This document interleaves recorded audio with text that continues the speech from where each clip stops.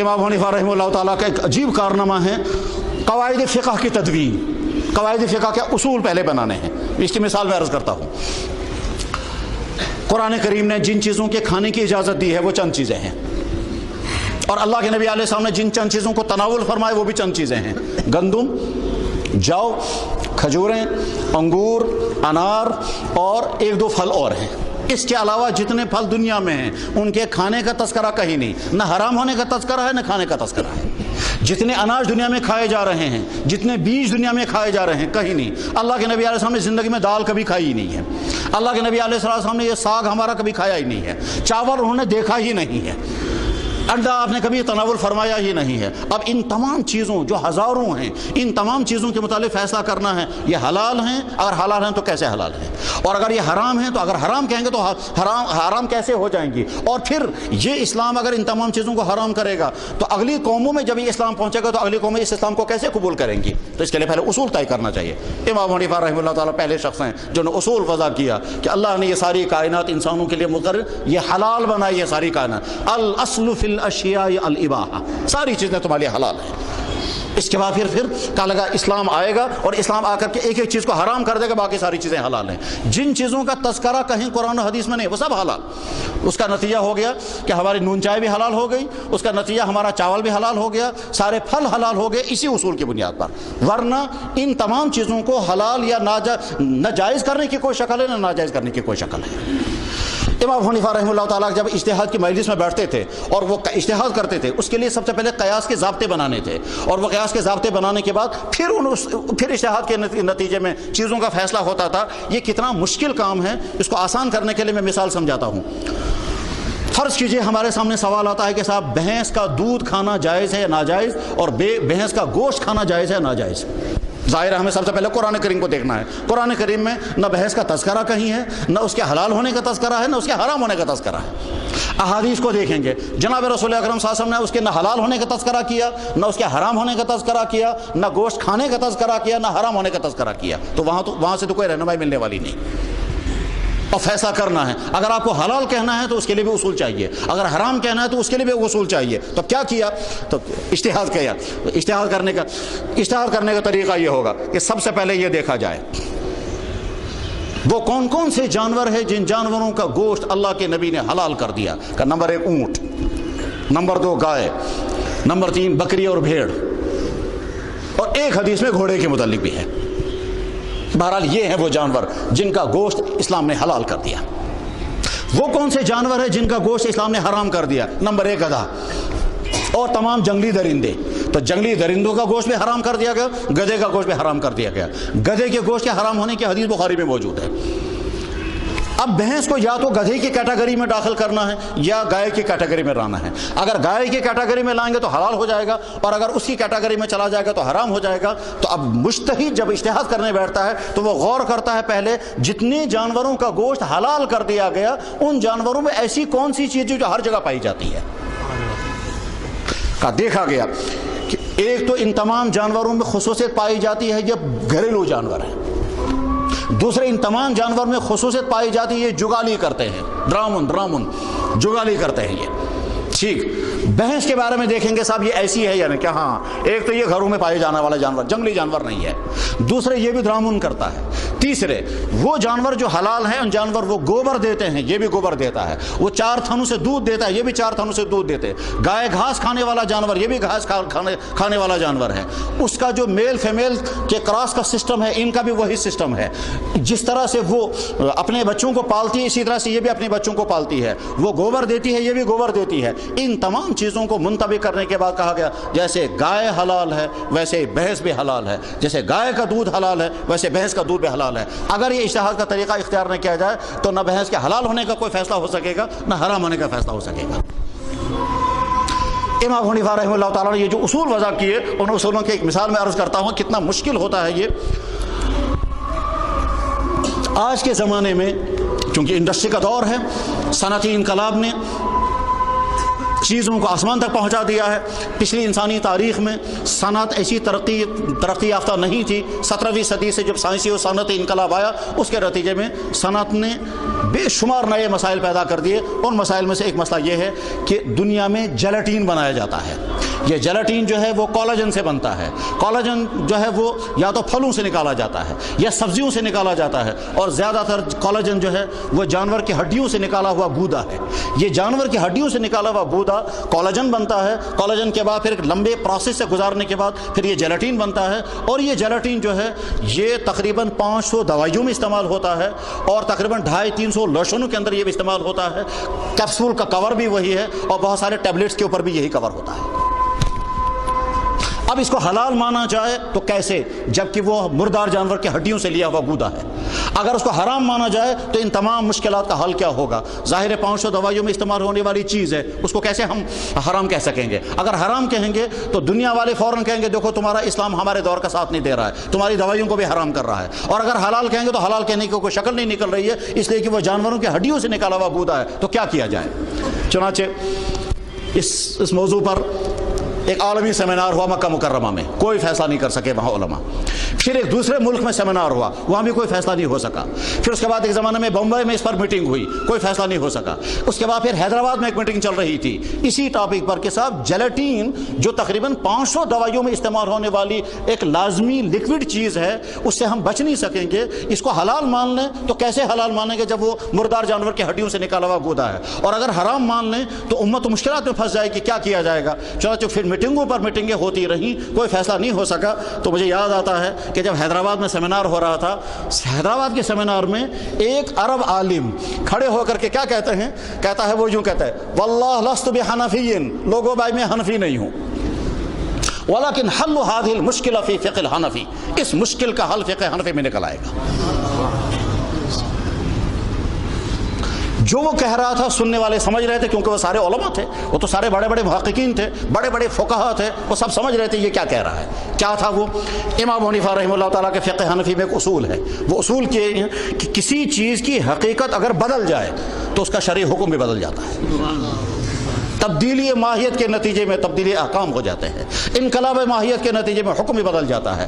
گوبر کو جلا دیا گیا, جلانے کے بعد اب یہ راکھ بن گئی, کیا یہ راکھ بھی ناپاک ہے جیسے گوبر ناپاک تھا؟ جواب ہے اگر نہیں, اب یہ ناپاک نہیں ہے, وہ تو گوبر کی حقیقت بدل چکی ہے, اس کا کیمیکل چینج بھی ہو گیا, اس کا فزیکل چینج بھی ہو گیا, اس کی تاثیر بھی ساری بدل گئی, آگ نے اس کی تمام حقیقت بدل دی ہے. اب یہ راکھ جو ہے یہ راکھ پاک ہے, گوبر پہلے ناپاک تھا. انسانی فضلہ جمع کیا گیا, اس کو جلایا گیا, جلانے کے بعد یہ جو راکھ ہے, یہ راکھ اگر بدن میں لگ جائے گی یہ ناپاک نہیں ہے. یہ اس کی سادہ سی مثال ہے. انقلاب حقیقت سے احکام بدل جاتے ہیں. یہ اصول کہاں سے لیا تھا امام حنیفہ نے؟ یہ اصول لیا ہے حدیث سے, اور وہ حدیث ہے حدیث بریرہ. حضرت بریرہ رضی اللہ تعالیٰ عنہ حضور نبی علیہ السلام کے گھر میں ایک باندی تھی, آزاد شدہ باندی تھی. ایک مرتبہ حضور گھر میں تشریف لائے تو جب کھانے کے لیے بیٹھے تو حضور کی خدمت میں کوئی سیدھا سادہ کھانا پیش کیا گیا. تو آپ نے فرمایا کہ جس وقت میں اندر آیا تھا اس وقت گوشت کی خوشبو آ رہی تھی, سو ماز کا دھو, وہ گوشت کہاں رکھا گیا؟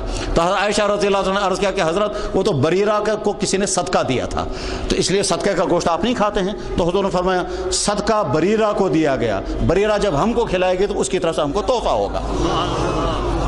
باقی صدقۃ ولنا ہدیۃ, تیرے لیے یہ صدقہ ہوگا, ہمارے لیے ہدیہ ہوگا. امام صاحب نے فرما دیکھا وہاں سے یہاں تک چیز آئی, اس کی حقیقت بدل گئی, یہاں سے یہاں تک یہ زکات تھی, یہاں سے آگے یہ صدیہ بن گیا. اسی سے اصول نکال کر کہا تبدیلی حقیقت سے تبدیلی ماہیت سے تبدیلی حکم ہو جاتا ہے. چنانچہ اس اصول کو منطبق کیا گیا.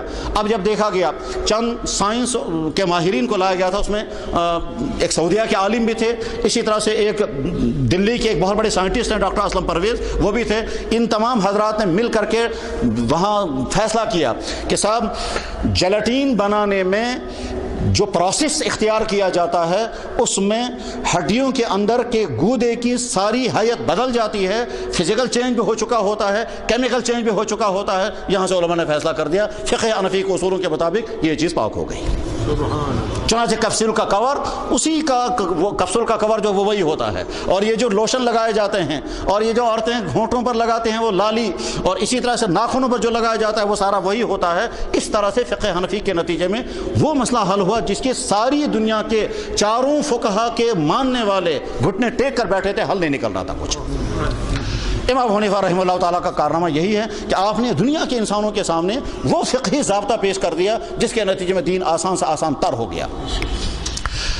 یہی وجہ ہے کہ امام شافعی رحمہ اللہ تعالیٰ نے کیا فرمایا تھا, ابھی آپ نے سنا, الخلق عیال علی ابی حنیفہ فی الفقہ ساری مخلوق فقہ میں امام ابو حنیفہ کے سامنے گھٹنے ٹیکنے پہ مجبور ہے، محتاج ہے۔ امام صاحب رحمہ اللہ تعالیٰ کا بڑا کارنامہ یہ کہ آپ نے انفرادی اجتہاد نہیں کیا، اجتماعی شورائی اجتہاد کا سلسلہ آپ نے قائم کیا۔ قانون ایک وسیع ترین دنیا ہے، اگرچہ دنیاوی قوانین جو ہیں وہ کچھ اور ہیں اور فقہ اسلامی کچھ اور ہے۔ فقہ بے انتہا وسیع ترین چیز ہے، قانون اس کا ایک حصہ ہے، لیکن دنیا کے جتنے قوانین ہیں ان کے مقابلے میں جب ہم اسلامی قانون کو لاتے ہیں تو تبھی لا سکتے ہیں جب فقہ ہوگا۔ فقہ ہی کی بنیاد پر ہم اسلامی قانون کو دنیاوی قانون کے سامنے لاتے ہیں۔ مثلا دنیا کے ہر قوم کو فیملی لائف گزارنی ہے، فیملی لاز کیا بنیں گے؟ اس فیملی لاز کو تدوین کرنے کے لیے قرآن کو بھی سامنے رکھنا ہے، احادیث کو بھی سامنے رکھنا ہے۔ سچ بات یہ ہے کہ آج کے سارے علماء بیٹھ کر کے اگر نکاح کی ڈیفینیشن طے کرنا چاہیں گے تو جلدی فیصلہ نہیں کر پاتے ہیں، اگر زنا کی تعریف طے کرنا پائیں گے کر نہیں پائیں گے، مہر کی تعریف طے نہیں کر پاتے ہیں۔ ہم ایک دفعہ ایک بڑی مجلس میں تھے، وہاں ایک صاحب تھے جو کہتے تھے فقہ وقہ کچھ نہیں ہے، تو نکاح کی تعریف نہیں کر پا رہے تھے وہ۔ جب ان سے کہا گیا صاحب نکاح پہلے ڈیفینیشن بتائیے تو نکاح کے ڈیفینیشن بتا نہیں پائے تھے۔ یہ تو انہی فقہ کا کارنامہ ہے جنہوں نے اصول پہلے وضع کیے، اصول فقہ وضع کیا، قواعد فقہ وضع کیے، اور پھر اس کے نتیجے میں آگے اجتہادات کیے، اور ساتھ میں اسلامی قانون کے شعبے الگ الگ کر دیے۔ مالیات کا قانون الگ، تعزیرات کا قانون الگ، فوجداری قوانین الگ، عدالتی قوانین الگ۔ چنانچہ عدالتوں کے لیے الگ سے قوانین وضع کیے گئے ہیں۔ ہمارے ہاں کتابوں میں آتا ہے ادب القضا یا کتاب القضا یا کتاب السیر، اس میں مستقل یہی بحث ہوتی ہے کہ جج کیسا ہونا چاہیے، وکیل کو وکالت کیسی کرنی ہوتی ہے، کیس کیسے چلانا چاہیے، اور عدالتوں میں فیصلے کیسے کیے جانے چاہیے۔ تو عدالتی نظام الگ، قانون کا آج کے زمانے ایک نیا شعبہ ہے جو آج کے زمانے میں سامنے آیا ہے۔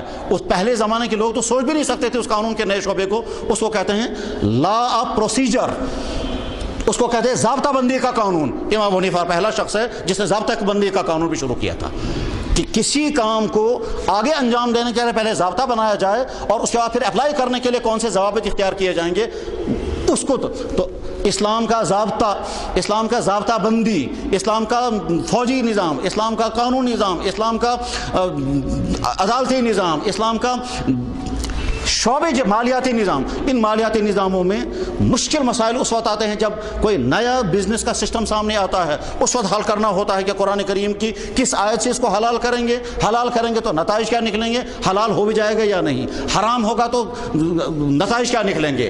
امام ابو حنیفہ رحمہ اللہ تعالیٰ کو جب امت نے یہ کہا امام اعظم، تو امام اعظم اسی بنا پر کہا تھا کہ اس شخص نے امت مسلمہ کا وہ مسئلہ حل کر دیا جو اس وقت تک حل نہیں ہو پایا تھا، اور آگے امت کو بہرحال وہ حل کرنا تھا، اور اس میں طرح طرح کی خرابیاں ہو سکتی تھی، مگر امام ابو حنیفہ رحمہ اللہ تعالیٰ نے طرح ڈال دی، طریقہ مقرر کر دیا اجتماعی اجتہاد کا۔ 40 آدمیوں پر مشتمل وہ کمیٹی جس میں ہر شعبہ علم کے ماہرین جمع تھے، اور وہاں سے وہ قانونی تدوین جب شروع ہو گئی تو امام ابو یوسف رحمہ اللہ تعالیٰ نے اس کو نافذ کر کے دکھایا، امام محمد نے اس کی تشریح کر کے دکھائی، محدثین نے اس کو مدلل کر کے دکھایا۔ نتیجہ کیا ہوا؟ امام ابو حنیفہ رحمہ اللہ تعالیٰ ہی کے دور میں امت مسلمہ کی اکثریت فقہ حنفی پر عمل پیرا ہو گئی تھی، اور آج تک وہی سلسلہ قائم ہے کہ دنیا میں 70 یا 80% امت فقہ حنفی کے مطابق زندگی گزار رہی ہے۔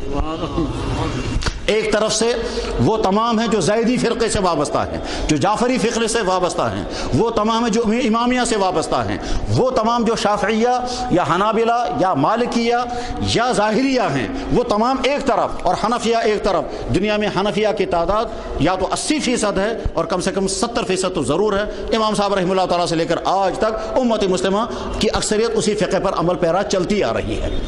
ابھی کچھ عرصہ پہلے ہمارے ایک بہت بڑے عالم وہ ایک جہاز میں سفر کر رہے تھے، الجزائر کے جج وہاں ساتھ میں بیٹھے ہوئے تھے، تو ان عالم نے ان سے پوچھا کہ الا ای مذہب انت، آپ کون سے مسلک کے ماننے والے ہو؟ اس نے کہا انا مالکی، میں مالکی ہوں۔ اس نے پوچھا آپ کون سے مسلک کے ماننے والے؟ اس نے کہا انا حنفی، میں حنفی ہوں۔ اس مالکی جج نے کہا کہ ہماری عدالتوں میں قانون سارا فقہ حنفی کا چلتا ہے، عبادات میں ہم مالکی ہیں، کیونکہ عدالتوں میں قانون جو ہے وہ سارا ہمارے پاس نہیں ہے، وہ فقہ حنفی کے پاس ہے۔ مصر کا سارا علاقہ شافعی مسلک سے متعلق ہے، اور وہ تمام لوگ جو ہیں وہ مذہباً عبادات کے اعتبار سے شافعی ہیں، لیکن عدالتوں کا سارا نظام فقہ حنفی کے مطابق ہے۔ دنیا کے 2 بڑے طویل ترین سلسلے حکومت، ایک عثمانیوں کا دور حکومت رہا ہے ترکی کے اندر، 800 سال تک چلتا رہا ہے، اور ہندوستان یعنی بر صغیر کے اندر خلجی خاندان، غوری خاندان، پھر مغل خاندان کی حکومتیں 800 سال تک چلتی رہی ہیں. یہ سارا فقہ حنفی کے مطابق یہ سارا نظام چلتا رہا ہے. اور یہاں کشمیر میں جب اسلام داخل ہوا تھا وہ حضرت سید عبد الرحمن بلبل رحمہ اللہ تعالیٰ کے ذریعے سے داخل ہوا تھا، وہ بھی حنفی ہی تھے. بر صغیر کی 99% آبادی فقہ حنفی پر عمل پیرا ہے.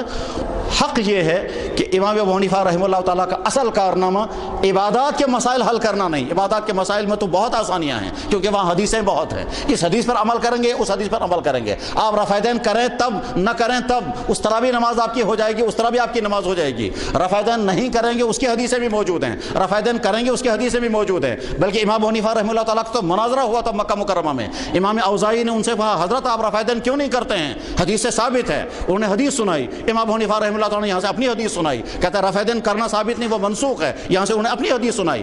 عبادات کے باب میں مسائل کے لیے بہت آسانیاں ہیں کیونکہ احادیث کثرت سے موجود ہیں، صحابہ کے فیصلے کثرت سے موجود ہیں. اصل مسئلہ مشکل تب آتا ہے جب مالیات کے معاملات آتے ہیں، جب تعزیرات کے معاملات آتے ہیں، جب فیملی لاز کے معاملات آتے ہیں، اس وقت مشکلات پیدا ہو جاتی ہیں. ابھی کچھ عرصہ پہلے ایک ہمارے دوست نے کہا کہ لگا جی آج اب ہسپتالوں کے اندر وینٹیلیٹر آ گیا ہے. اس وینٹیلیٹر کے نتیجے میں نئے نئے مسائل سامنے آ گئے. وینٹیلیٹر کے نتیجے میں ایک آدمی کو مرنے نہیں دیتے ہیں.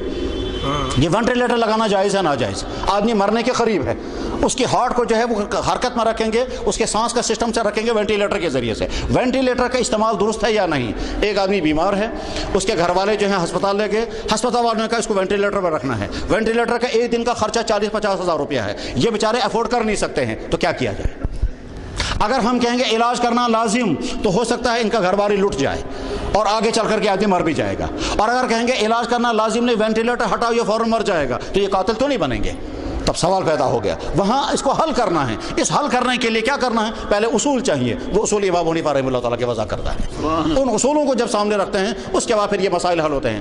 تو آج کے عہد میں پیدا ہونے والے اکثر وہ مسائل جو میڈیکل سائنس سے متعلق ہیں، جو مالیات سے متعلق ہیں، جو عدالتوں سے متعلق ہیں، جو مختلف شعبوں سے متعلق ہیں، ان تمام مسائل کو حل کرنے کے لیے جب بیٹھتے ہیں تو امام صاحب کی مقرر کردہ یا تو اصول فقہ یا قواعد فقہ اور یا فقہی نظائر ان کو سامنے رکھ کر کے بہت آسانی کے ساتھ مسائل حل ہوتے ہیں.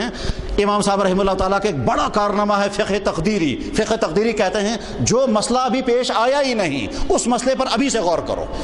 ان سے کسی نے کہا حضرت صحابہ پسند نہیں کرتے تھے نئے نئے مسئلے سامنے لانا، اور نئے نئے مسئلے سامنے لانے کے بعد خود ہی یہاں سے فیصلے کرنا. امام ابو حنیفہ رحمہ اللہ تعالیٰ نے فرمایا کہ ہم آگ لگنے سے پہلے کنواں کھود لیتے ہیں.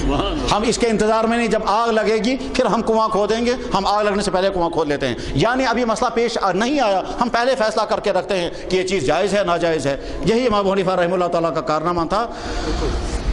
میرے بھائیوں، امام ابو حنیفہ رحمہ اللہ تعالیٰ کا فقہی مقام اور ان کی فقہی خدمات، اس پر تقریر کرنے کے لیے جب ایک شخص کو مقرر کیا گیا، ان کا نام تھا شیخ ابو زہرہ، جن کا حوالہ ابھی آیا. شیخ ابو زہرہ 1 سال تک جامع ازہر میں شیخ ابو زہرہ امام ابو حنیفہ رحمہ اللہ تعالیٰ کے فقہ پر تقریر کرتے رہے. اب ظاہر ہے 1 سال تک وہ روزانہ لیکچر دیتا تھا اور ایک ٹاپک پر لیکچر تیار کر کے آتا تھا پھر دیتا تھا. امام ابو حنیفہ رحمہ اللہ تعالیٰ کا طریقہ کہتا ہے امام ابو حنیفہ احادیث کو نہیں مانتے، انا للہ و انا الیہ راجعون. اس سے زیادہ کس بیانی دنیا میں اور کوئی نہیں کہ امام ابو حنیفہ رحمہ اللہ حدیث پر عمل نہیں کرتے. امام ابو حنیفہ رحمہ اللہ تعالیٰ وہ شخصیت ہیں جو کہتے ہیں اگر حدیث ضعیف ہو جائے اس پر بھی عمل کرو، حدیث اگر مرسل ہوگی اس پر بھی عمل کرو. حدیث مرسل اس حدیث کو کہتے ہیں کہ جس میں حدیث بیان کرنے والا یہ کہتا ہے کہ جناب رسول اکرم صلی اللہ علیہ وسلم نے یہ بات ارشاد فرمائی حالانکہ اس نے حضور سے ملاقات نہیں کی ہے، وہ صحابی نہیں ہے. مثلا امام مجاہد حضرت عبداللہ ابن عباس کے شاگرد ہیں، یہ حدیث بیان کرتے ہیں. امام مجاہد صحابی نہیں ہیں اور انہوں نے حضور سے ملاقات نہیں کی ہے، یہ حدیث بیان کرتے ہیں. کیا کہتے ہیں؟ جناب رسول اکرم صلی اللہ علیہ وسلم نے حلال جانور کی 7 چیزیں کھانے سے منع کر دیا. امام مجاہد فرماتے ہیں جناب رسول اکرم صلی اللہ علیہ وسلم نے حلال جانور کی 7 چیزیں کھانے سے منع کر دیا. ان 7 چیزوں میں سے ایک چیز خون ہے اور باقی وہ 7 چیزیں ہیں جن میں وہ ٹیسٹیز ہیں اور دوسری 7 چیزیں ہیں. یہ حدیث امام مجاہد بیان کر رہے ہیں، کہتے ہیں حضور نے فرمایا، حالانکہ امام مجاہد نے حضور کو دیکھا نہیں، تو لازماً بیچ میں کوئی صحابی ہے، لیکن صحابی کا نام وہ لے نہیں رہے ہیں. اب کیا کیا جائے؟ اس حدیث کو رد کر دیں؟ مگر وہ تو بہت بڑا تابعی ہے، وہ کوئی معمولی انسان نہیں ہے، صحابہ کے شاگرد ہے. عبداللہ ابن عباس رضی اللہ تعالیٰ عنہ سے 32 سال اس شخص نے قرآن پڑھا. اور عبداللہ ابن عباس جب دنیا سے رخصت ہو گئے تو عبداللہ ابن عباس کے مسند درس تفسیر امام مجاہد نے سنبھالی تھی اور خانہ کعبہ کے اندر درس دیا کرتے تھے. آپ کیسے اس کے حدیث کو رد کر سکتے ہیں؟ ٹھیک ہے اس نے حضور کا صحابی کا نام نہیں لیا, اس نے مختصر کا اللہ کے نبی علیہ السلام نے یہ بات ارشاد فرمائی. اس حدیث کو کہتے ہیں حدیث مرسل. اس حدیث مرسل کو قبول کرنا ہے, اس پر عمل کرنا ہے یا رد کر دینا ہے. امام حنیفہ فرماتے ہیں ہمارے سر آنکھوں پر ہم اس حدیث پر بھی عمل کریں گے. تو امام حنیفہ رحمہ اللہ تعالیٰ تو حدیث پر عمل کرنے کے لیے کہتا ہے صاحب اگر حدیث ضعیف ہے بجائے اس کے میں اپنی عقل پر عمل کروں گا, میں حدیث ضعیف پر بھی عمل کروں گا. اب لوگ کہتے ہیں کہ صاحب امام حنیفہ رحمہ اللہ تعالیٰ حدیث جانتے ہی نہیں تھے یا وہ حدیث پر عمل ہی نہیں کرتے ہیں. نہیں, امام صاحب رحمہ اللہ تعالیٰ کا اپنا طریقہ کار جو انہیں بیان کیا تھا وہ یہی کہ ہم جب مسئلہ سامنے آتا تو سب سے پہلے قرآن کریم کی آیت دیکھتے ہیں. مثلا سوال آیا مقتدی کو قرات کرنی چاہیے یا نہیں, امام صاحب نے فرمایا قرآن کریم کی آیت ہے, اللہ تعالیٰ فرماتے ہیں جب قرآن پڑھا جائے چپ رہو, اس لیے مقتدی کو چپ رہنا ہے.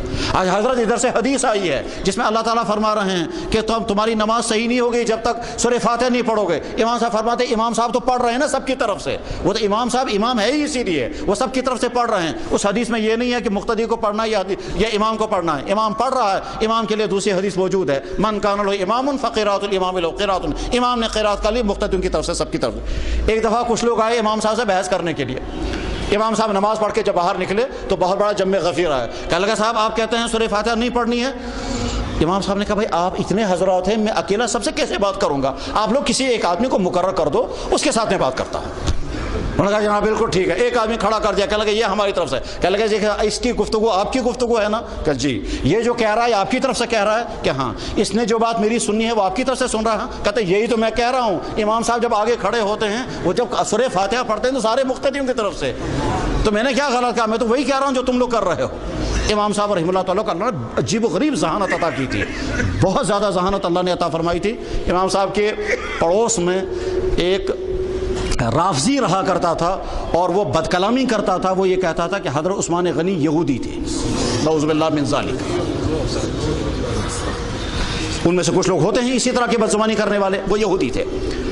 لوگ جا کر اسے لڑتے بھی تھے, گالیاں بھی دیتے تھے, بددعائیں بھی دیتے تھے. امام صاحب رحمہ اللہ تعالیٰ کو جب بتایا گیا تو انہوں نے فرمایا بھائی یہ گالیاں دینے کا کوئی فائدہ نہیں, لڑنے کا کوئی فائدہ نہیں, میں کسی وقت چلا جاؤں گا. چاچے وہ گئے ان کے پاس اور جا کر کے بہت احترام کے ساتھ اسے ملے. احترام کے ساتھ مل کر کے پھر کہا میں ایک بہت اچھا پیغام آپ کے پاس لے کر آیا ہوں. کہنے لگا فرمائیے. کہنے لگا ایک لڑکا ہے جو قرآن کریم کا حافظ ہے, ساری حدیثیں یاد ہیں, رات کو نمازوں میں گزارتا ہے, پاک دامن ہے, شریف الطبع ہے, بہت بڑا مالدار ہے. اس کا رشتہ لے کر کے آیا ہوں میں, آپ کے وہاں گھر میں بیٹی ہے, آپ اس کا رشتہ قبول فرمائیں.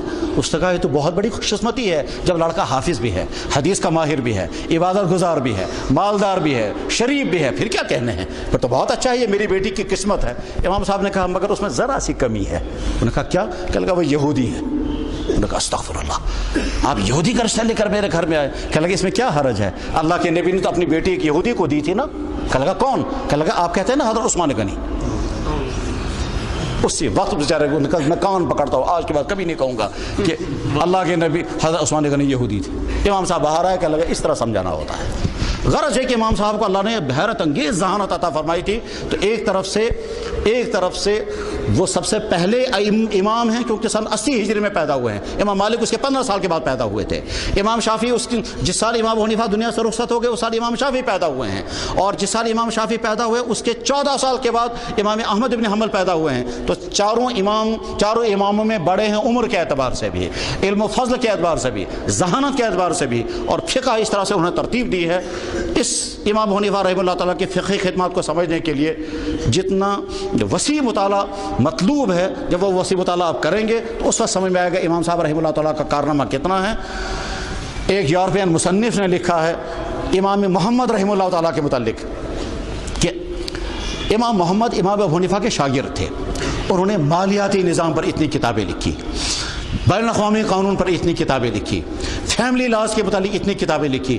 جب ان کا چھوٹا محمد ایسا ہے تو بڑا محمد کیسا ہوگا. اور جب امام محمد رحمہ اللہ تعالیٰ سے جب پوچھا گیا انہوں نے کہا یہ سارا فیض ہے امام ابو حنیفہ رحمہ اللہ تعالیٰ کا. یقیناً امام ابو حنیفہ رحمہ اللہ تعالیٰ اس امت کے لیے عظیم الشان احسان اللہ کا تھا, جس نے ایک شخص کے اندر اتنی خصوصیات پیدا کر دی جن خصوصیات کے نتیجے میں اس نے ایک ایسا طریقہ کار اختیار وضع کر دیا جس کے نتیجے میں اسلام، ہم صرف اسلام پر عمل کرنے کے لیے مجبور ہیں، وضو سے لے کر کے مرنے تک کے تمام مسائل حل کر کے رکھے ہیں، کہیں کوئی مسئلہ اٹکا ہوا نہیں۔ اگر کوئی مسئلہ ہے تو جو نیا پیش آئے گا مسئلہ وہ تو ہوگا، ورنہ تمام مسائل حل شدہ ہیں، کہیں الجھن نہیں آتی ہے۔ مشکل سے مشکل مسئلہ سامنے آتا ہے، اصول کی بنیاد پر ہم اس کو حل کر سکتے ہیں، اور اس کے بعد پھر جزیات کے نتیجے میں تو تمام حل شدہ موجود ہیں۔ بہرحال امام ابو حنیفہ رحمہ اللہ تعالیٰ کو امام اعظم ساری امت نے تسلیم کیا ہے، سراج الامہ، امام اعظم نعمان بن ثابت، ابو حنیفہ علیہ الرحمہ۔ اللہ تعالیٰ شان ان کے درجات کو بلند سے بلند تر فرمائے، عظیم الشان مقاموں کو عطا فرمائے۔ علامہ انور شاہ صاحب رحمہ اللہ تعالیٰ نے جب دیوبند میں ایک مرتبہ کسی مسئلے پر درس دیا اور یمن کے محدث آئے تھے، اور 8 دن تک وہ علامہ انور شاہ صاحب کا حدیث کا درس سنتے رہے۔ 8 دن کے بعد اس نے کہا لو حلفت انہ اعلم من ابی حنیفہ لما حنثت، اگر میں قسم کھاؤں گا کہ یہ علامہ انور شاہ صاحب ابو حنیفہ سے بڑا عالم ہے تو میں جھوٹی قسم نہیں کھاؤں گا۔